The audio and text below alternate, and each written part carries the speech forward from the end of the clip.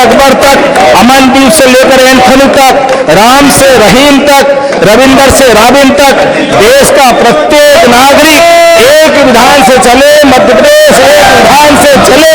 विपक्ष की हालत थाली में रखे उस बेगन की तरह है जिसका कोई सिद्धांत न कोई विचार है, ना समान नागरिक संहिता की दिशा में भाजपा आज का ये ऐतिहासिक दिन है। युद्ध राम की बेला में क्या है, देश और दुनिया की निगाह हमारे तरफ जुड़ी हुई है। कांग्रेस का माध्यम से दिखाई दे रहा है। मैं अपनी ओर से आज एक विचार और निर्णय मध्य प्रदेश की सौभाग्य भावना से रखने का अवसर मानता हूँ। स्वर्णिम अवसर की बेला में मैं प्रदेशवासियों को हार्दिक बधाई और शुभकामना देता हूँ। जब शुभकामना दे रहे तो दिल खोल के देना चाहिए, आनंद के साथ देना चाहिए। मुझे इस बात की प्रसन्नता है, समानता तो हमारी संस्कृति का मूल है। हमने तो संपूर्ण विश्व को अपना परिवार माना है, सबके मंगल की कामना की है। त्रेता युग में भगवान श्री राम ने और द्वापर में भगवान श्री कृष्ण ने समानता, न्याय और समान अधिकार के लिए अपना सब कुछ अर्पित किया है। जब विधाता की दृष्टि में सब एक है तो इंसानों के बनाए विधान में विसंगति क्यों होना चाहिए? निश्चित रूप से वो एक होना चाहिए। अंबेडकर जी के उस भावना के बलबूते पर जब एक संविधान मानक लिए जब देश में लागू किया और डॉक्टर मुखर्जी, सरदार वल्लभ भाई पटेल सभी ने मिलकर एक देश एक विधान एक निशान की बात कही है, ऐसे में ये विविधता की बात क्यों होना चाहिए? विविधता हमारी संस्कृति की सुंदरता है, लेकिन विधिक विसंगता ये समाज का कोण है, इससे बाहर आने की आवश्यकता है। हमारे सौभाग्य की बात है, आजादी के 7 दशक तक गुलाम मानसिकता में जकड़ी हमारी सरकारों ने तुष्टीकरण और वोट बैंक की राजनीति के लिए देश की संप्रभुता से सदैव समझौता किया और उसकी अग्रणी नेता अगर कोई पार्टी रही है तो हमेशा कांग्रेस पार्टी रही है, जिसने वोटों के आधार पर जब देखो तब हमेशा अपने समाज के साथ उनकी पीठ में खंजर भोंकने का काम किया है। ये दुर्भाग्य की बात है।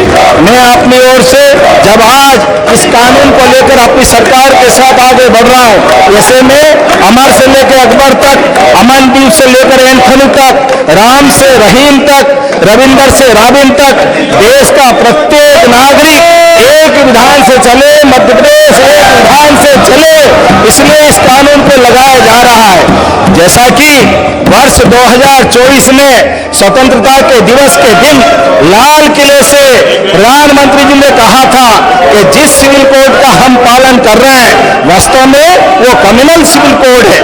समय की मांग है, देश में एक सेक्युलर सिविल कोड होना चाहिए और मध्य प्रदेश ठोस कदम इस दिशा में आज बढ़ा रहा है। यह हमारे लिए सौभाग्य की बात है।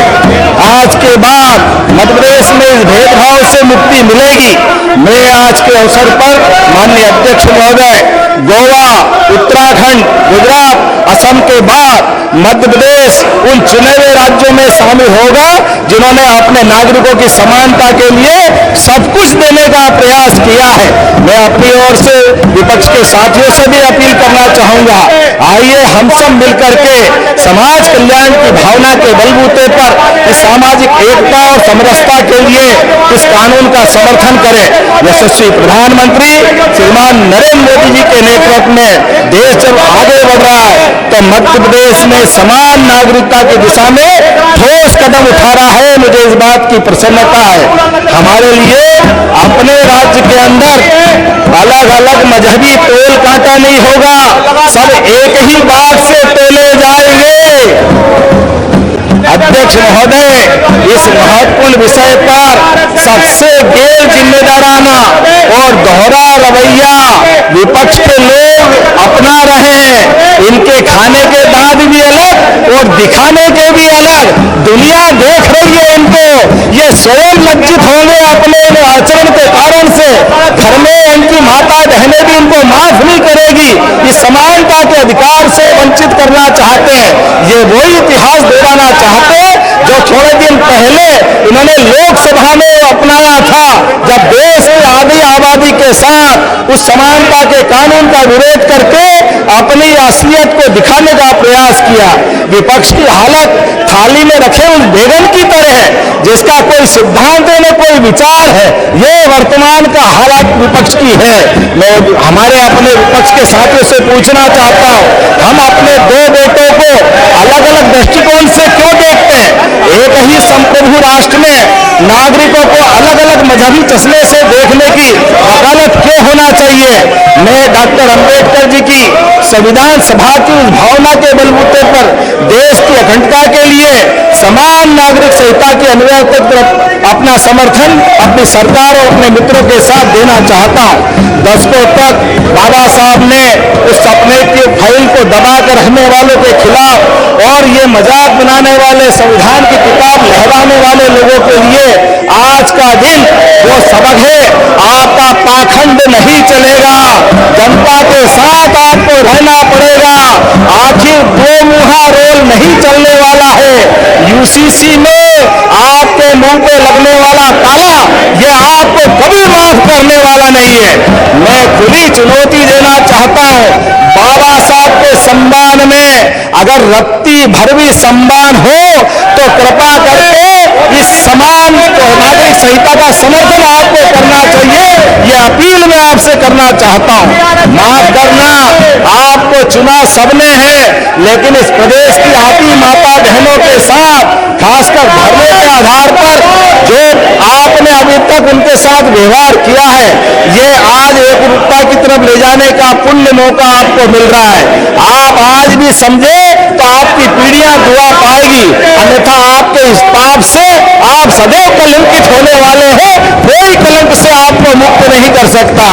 अध्यक्ष महोदय, इस महत्वपूर्ण विषय पर सबसे गैर जिम्मेदाराना और दोहरा रवैया विपक्ष के लोग अपना रहे हैं। इनके खाने के दांत भी अलग और दिखाने के भी अलग। दुनिया देख रही है इनको, ये स्वयं लज्जित होंगे अपने आचरण के कारण से। घर में इनकी माता बहनें भी इनको माफ नहीं करेगी।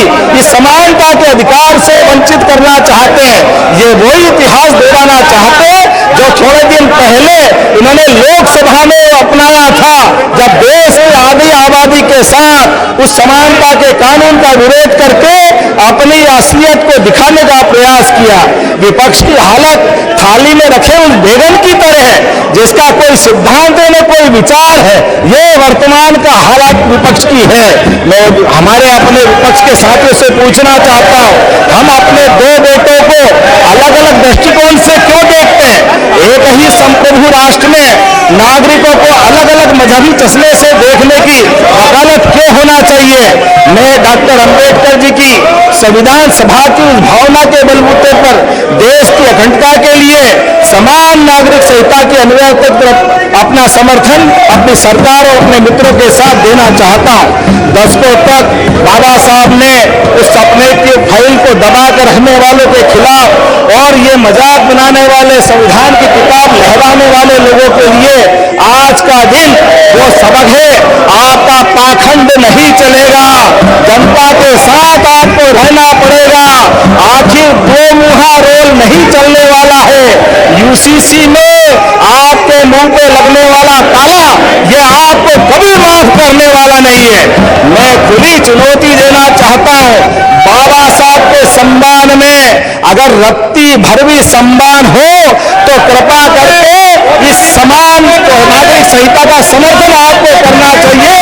ये अपील मैं आपसे करना चाहता हूं। माफ करना, आपको चुना सबने है, लेकिन इस प्रदेश की आती माता बहनों के साथ खासकर धर्म के आधार पर जो आपने अभी तक उनके साथ व्यवहार किया है, ये आज एकरूपता की तरफ ले जाने का पुण्य मौका आपको मिल रहा है। आप आज भी समझे तो आपकी पीढ़ियां दुआ पाएगी, अन्यथा आपके इस पाप से आप सदैव कलंकित होने वाले हैं। कोई कलंक से आपको मुक्त नहीं कर सकता।